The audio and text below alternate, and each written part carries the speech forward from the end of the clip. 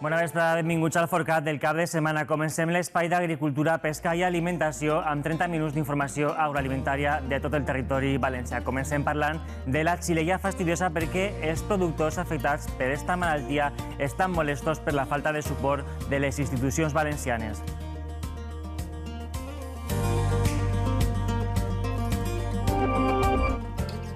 En l'equador de la campanya del raïm, els productors asseguren que els preus d'enguany són un 20% més baixos que l'any anterior. Es parla de pèrdues al voltant dels 25 milions d'euros.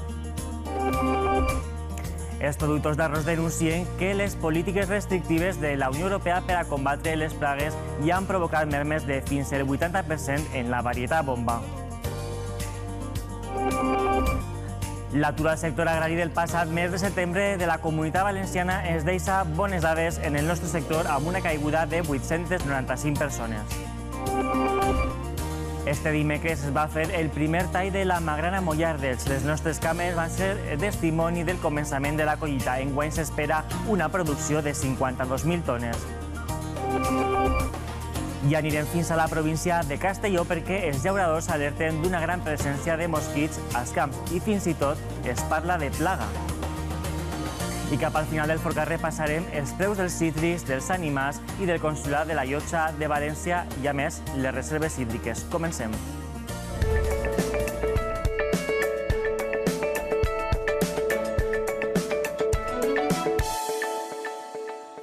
I una setmana més vos parlem de la xilella fastidiosa perquè els afectats per aquesta malaltia es lamenten de que cap representant del govern valencià ha visitat encara la zona 0 i ni tan sols s'han interessat per conèixer la situació dels afectats i les seues famílies. Pròximament viatjaran fins a Brussel·les per a intentar posar fre a l'agressiu pla d'eradicació.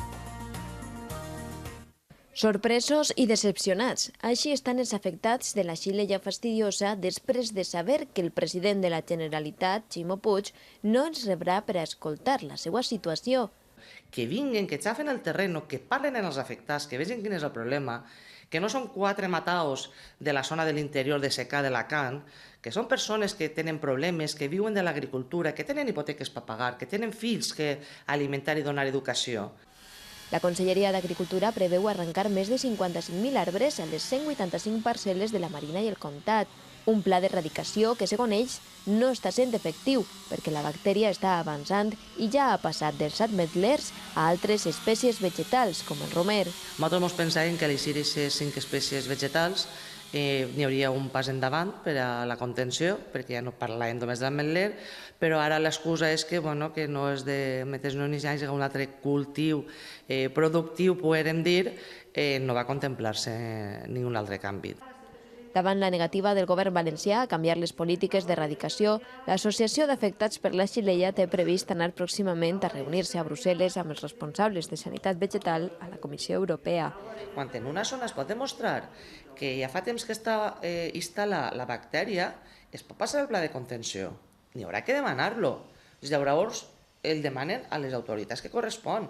Nosaltres exigim que aquestes autoritats ho contemplen, que ho valoren. Volen traslladar de primera mà la situació que viuen a Alacant des de fa ja any i mig per tal de posar fre a l'agressiu pla d'erradicació. I si fa uns dies estiguérem en la collita del raïm moscatell a la comarca de la Fulla de Bunyol, les nostres càmeres també han sigut testimonis de la collita de la varietat Bobal a la comarca d'Utiel-Requena. Tot i que la campanya s'ha ajustat al temps habitual, sembla que els preus estan sent ruïnosos amb més d'un 20% menys que l'any anterior. La Unió de Llauradors xifra unes pèrdues al voltant de 25 milions d'euros. Una campanya amb preus ruïnosos per als productors i un 20% inferior a la de l'any passat. En el temps de campanya, la Unió de Llauradors assegura que es parla d'unes pèrdues al voltant de 25 milions d'euros, unes xifres superiors segons l'evolució dels preus al final de la campanya. Estamos hablando de precios ruinosos para el agricultor, de precios de hace 20 o 25 años, de sobre las 40 pesetas el kilo de uva, con lo cual el agricultor no cubre ni los gastos. Entendemos de que aquí ha habido algo raro, puesto que los grandes comerciales, y encima es que han puesto los mismos precios en todas las comunidades. Tot i l'excedent de preus, tendeixen a la baixa, un fet que repercuteix en l'economia del llaurador. La Unió de Llauradors assenyalen que un suposat pacte entre els principals industrials del sector pot estar darrere d'esta situació. Blancas han puesto a 3 pesetas kilogrado, que eso con el grado que tenemos saldría sobre las 36-37 pesetas, y las tintas a 3,70, que eso saldría sobre las 40-45 pesetas, con lo cual, y el cava que ya se ha recolectado, las variedades que tenemos aquí en Útil Requena, en Requena para cava, se ha recolectado más barata que el año pasado. Enguany, la campanya s'ha ajustat a la temporada reial de la verema i ja s'han recol·lectat les varietats més primerenques. Els antecedents d'esta campanya no feien presagiar esta mala situació. La mala collita de l'any passat, l'existència mínima de vi en els cellers i l'increment de les exportacions no feien presagiar l'actual situació. Es una campaña que esperábamos que fuera mejor de lo que está yendo, pero con las inclemencias meteorológicas del primero de primavera y ahora con algunos pedriscos, pues la campaña no va a ser tan buena como esperábamos. La verema d'enguany havia tornat a les dades normals de collitat. Es preveia una recol·lecció major als 300 milions de quilos, pràcticament igual a la campanya passada. Els veremadors esperen que l'actual campanya finalitzi a principis de novembre. I viatgem fins a l'Albufera perquè els productors d'arròs alerten de la merma d'arròs d'enguany. En concret, xifren les pèrdues en un 80% en les varietats bomba i del 20% en la fonsa, unes pèrdues provocades per l'afecció de la pidiculària. I atenció, arriben fins als 2 milions d'euros en tota la comunitat valenciana. Mermes d'un 20% en les varietats fonsa i del 80% en la bomba. Aquestes són les conseqüències de l'afectació de la pidiculària segons les estimacions de l'Associació Valenciana d'Agricultors. Unes pèrdues que pugen als 2 milions d'euros a la comunitat valenciana. La collita és molt irregular, hi ha camps que no han sigut afectats per els fongs i tenen una bona collita, però n'hi ha altres que estan prou tocats. N'hi ha 2 varietats, sobretot bomba i en menor medida, però també de manera important el fonsa. Unes pèrdues que es deuen per la creixent prohibició de matèries actives i l'augment de resistències a les plantacions d'arròs i que està deixant sense productes eficaços per combatre els fongs. Tot això ve per la manca que tenim de fitosanitaris. Hi ha 3 famílies de fitosanitaris, de fungicides que es gasten normalment. Ja se'ns ha caigut una, ja la Unió Europea no ens deixa gastar-la. La segona, possiblement l'any que ve, serà l'últim any que poden gastar-la i ens queda al final només una família i això causa problemes de resistències. Uns fets que es deuen a les prohibicions de la Unió Europea en matèria fitosanitària que deixa el sector arrosser valencià indefens per fer front als fongs.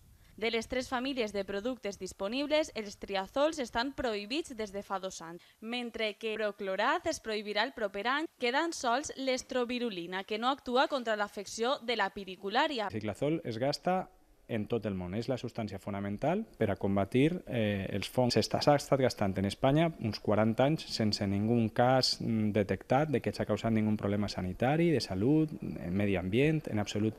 I al final, aquesta substància s'ha deixat caure per la pròpia casa per temes purament econòmics. Per este motiu, des d'Abasaja demanen que la Conselleria d'Agricultura estudie la resistència d'estos fongs per posar fre a l'enfermetat. A pocs dies per a que es doni per finalitzada la campanya de l'arròs, els arrossers esperen l'ordre de publicació per començar a fer les cremes de la palla. I esta setmana hem conegut les dades de l'atur i, com sempre, les repassem en el nostre sector. Este passat mes de setembre, el número d'aturats va caure en 895 persones.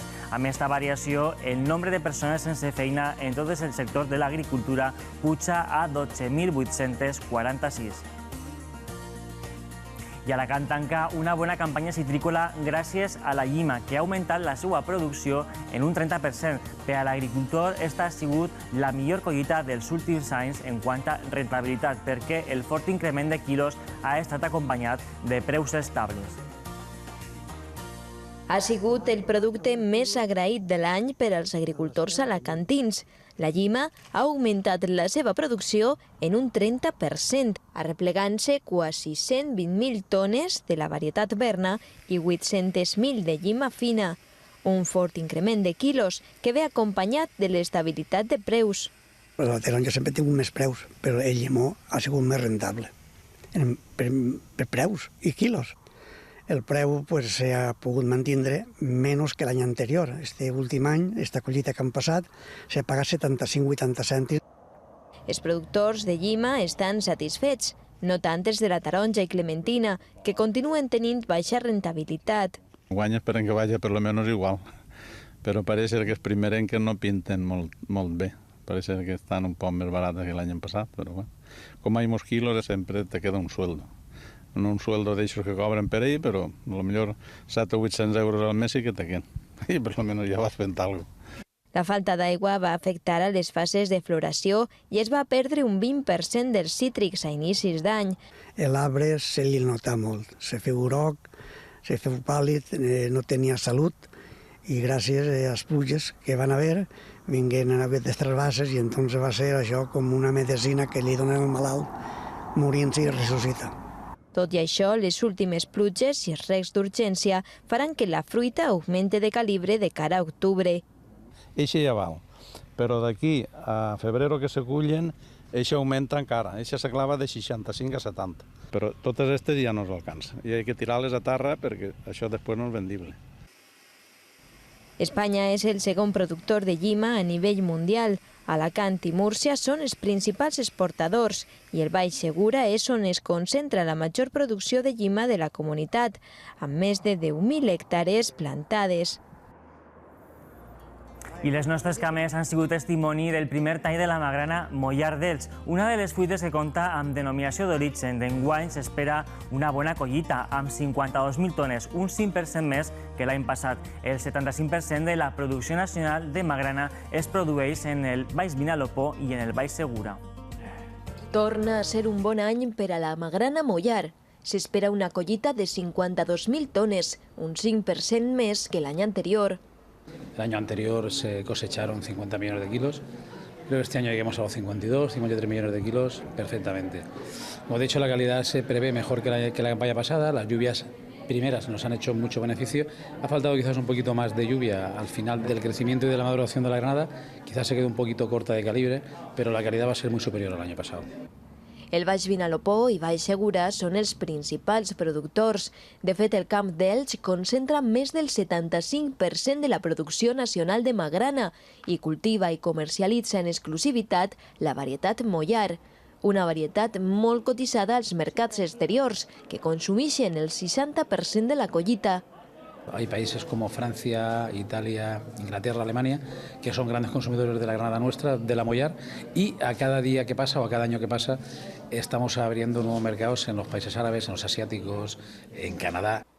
La campanya s'inicia ara i ho fa amb el tradicional tall simbòlic que uneix el món de l'agricultura amb la gastronomia. Més de 20 estrelles Michelin han passat pels camps il·licitants per a conèixer la magrana Mollar. Este any és el cuiner Albert Adrià, germà del prestigiós xef Ferran Adrià, l'encarregat d'apadrinar la collita. Bueno, ha sigut la primera vegada que he tingut l'oportunitat de provar-la i al camp he tingut l'honor de ser el padrí i de poder tallar la primera granada per començar temporada i m'he quedat sorprès per la qualitat del seu suc i bueno, espero doncs ara ja rebre aviat a Granada per poder començar a treballar. És un producte de moda i cada vegada eix més competència per l'augment de producció i el naixement de noves varietats. Però esta és única i especial. Per això es comercialitza amb un segell de denominació d'origen que empara a més de 600 agricultors. I el sector productor de l'arròs de la Comunitat Valenciana mira amb preocupació les negociacions amb la Unió Europea, amb Mercosur. Les concessions arancelàries i l'augment de les exportacions de Sud-amèrica perillen la producció d'arròs a la Comunitat Valenciana. Exportacions d'arròs amb Mercosur en el punt de mira.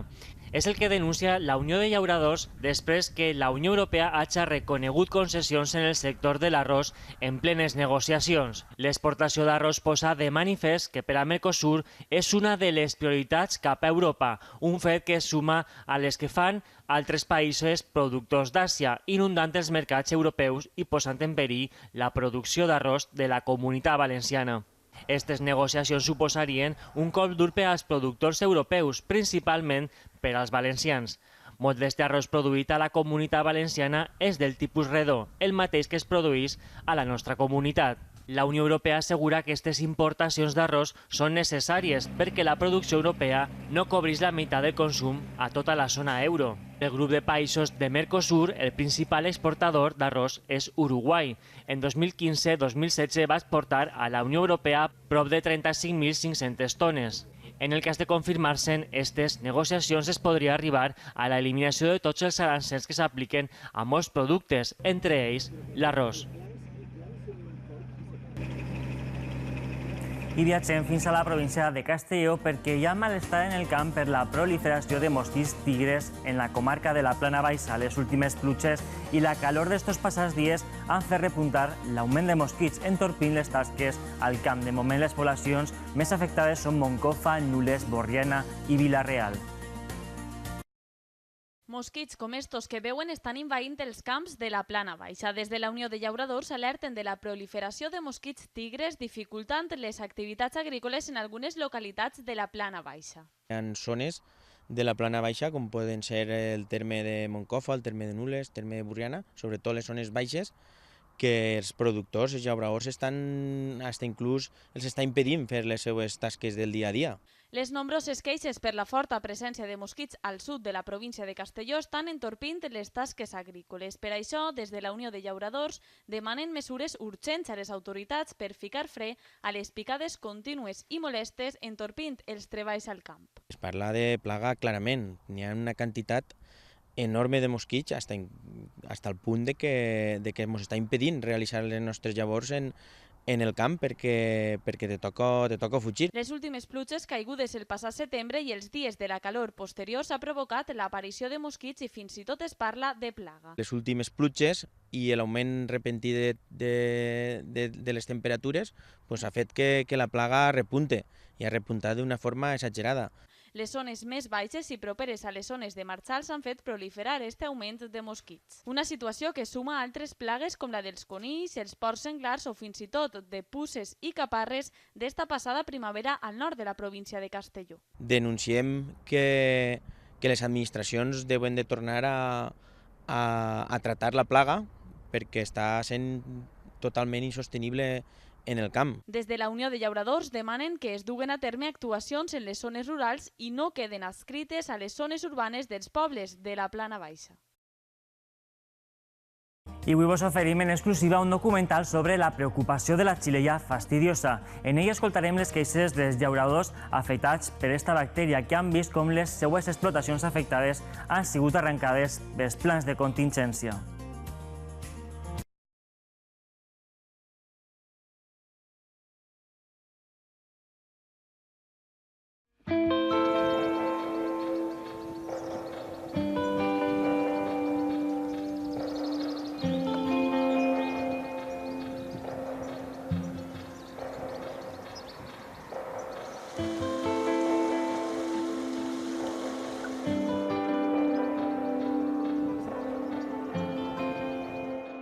Nos han mandado cartas amenazándonos con sanciones de entre 120.000 y 3 millones de euros a los que nos neguemos a arrancar los árboles.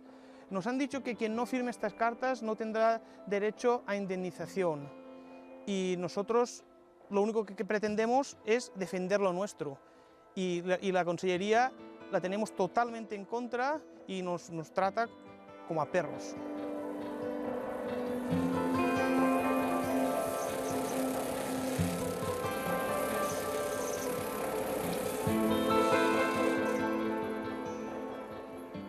Y no hemos tenido ni un solo gesto, ni un solo puñetero gesto de apoyo, de acercamiento a los afectados, que en definitiva son las víctimas, porque se les van a arrancar árboles que llevan 50, 60 años plantados, que han plantado sus antepasados, y no se les va a dar nada a cambio, porque las indemnizaciones son irrisorias.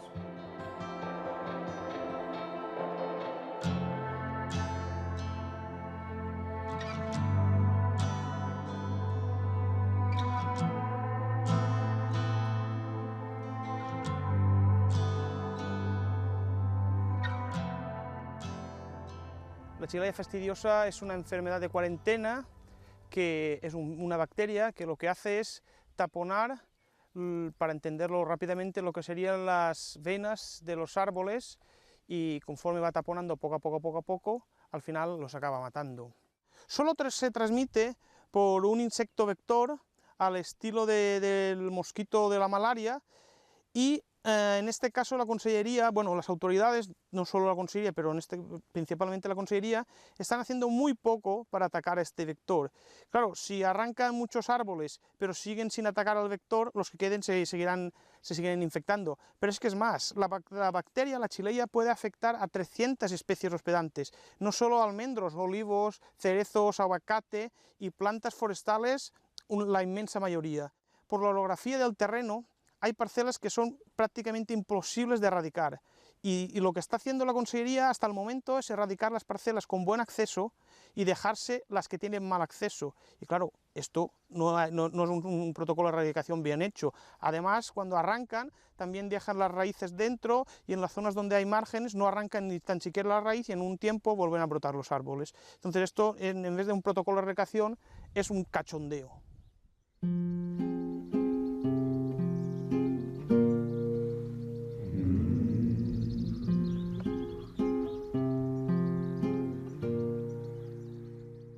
Tuvimos una reunión en una población que se llama Castells de Castells, con un señor de Consellería, y en fin, estuvimos allí hablando y este señor dijo que bueno, que la cosecha de la agricultura de la almendra y tal, que él no le daba mucha importancia porque se saca poco dinero. Él tenía una finca de almendros y la abandonó porque no le era rentable. Entonces yo le digo a este señor, mire, yo me he criado, mis padres me han criado a mí y a mis hermanas de la almendra y yo estoy criando a mis hijos de la almendra. Así es que a ver si reflexiona un poco de lo que dijo.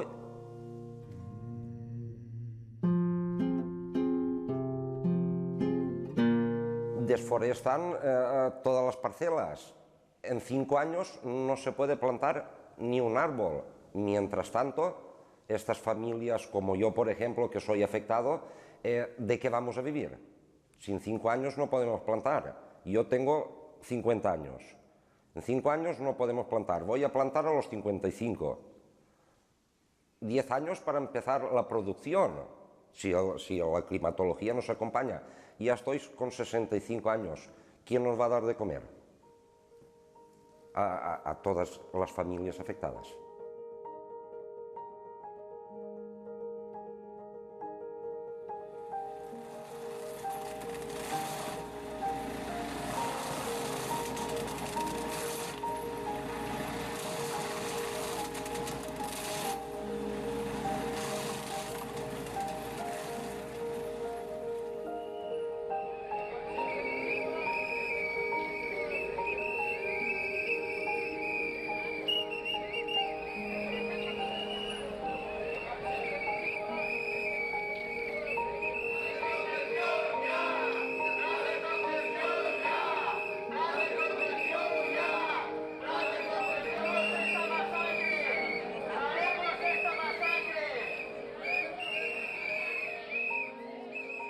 Pero es verdad que a largas distancias se transmite por el comercio de plantas y a cortas distancias es el insecto vector el que transmite la enfermedad.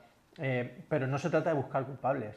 Lo que pasa es que aquí sí que han intentado en todo echar la culpa al afectado. Y somos víctimas. Las principales víctimas son los que tienen que arrancar el árbol.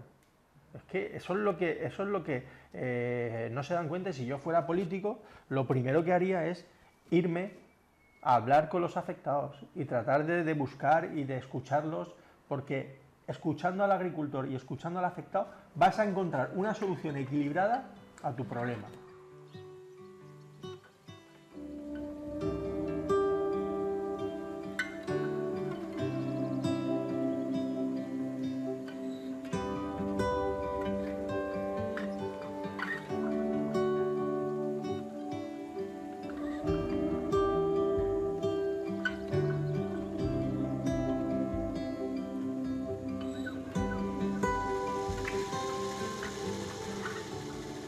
Soy Raúl, soy agricultor, me dedico a la agricultura y estamos hablando de la chileia, que está ya escampado por muchos sitios de España y quieren cortar los almendros y nosotros vivimos de esto y si nos quitan esto, pues a ver después a dónde vamos, de qué vivimos.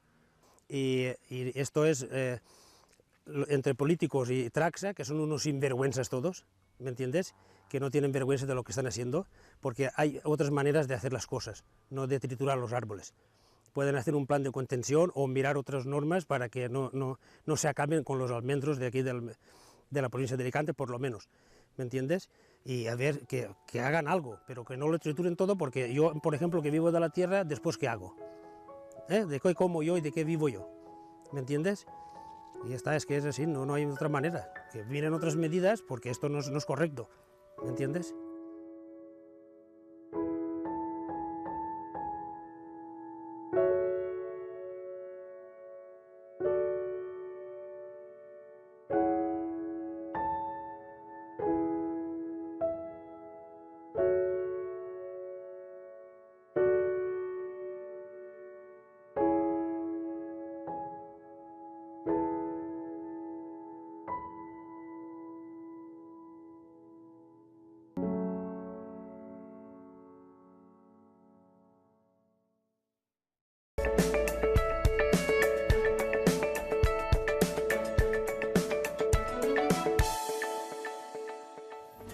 Us oferim els preus dels posts perquè continua la tendència negativa en les cotitzacions. Esta setmana no s'abandona el signe negatiu en el mercat del porcí de capa blanca i acumula, atenció, 5 setmanes consecutives amb retallades, amb un descens acumulat de més del 8%. I com totes les setmanes, també vos oferim els preus del consolat de cítrics de la Llotja de València. Esta setmana, molt de moviment en els preus de les diferents varietats. El retras en la maduració i l'arribada del fred a Europa estan condicionant el ritme de les compres. A més, ara per ara hi ha poca demanda de fruita per part de les cadenes de distribució. Com a novetat, han començat a cotitzar les clementines, Nioro i Arrufatina.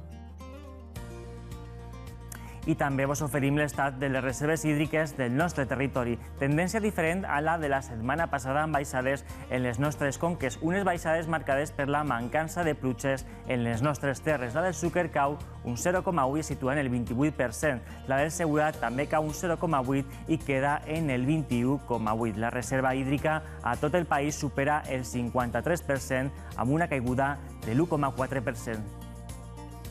I fins així el nostre informatiu agrari setmanal. Com sempre, teniu més informació en el nostre espai diari amb tota l'actualitat del sector. Que acabeu de passar un molt bon cap de setmana. Adéu.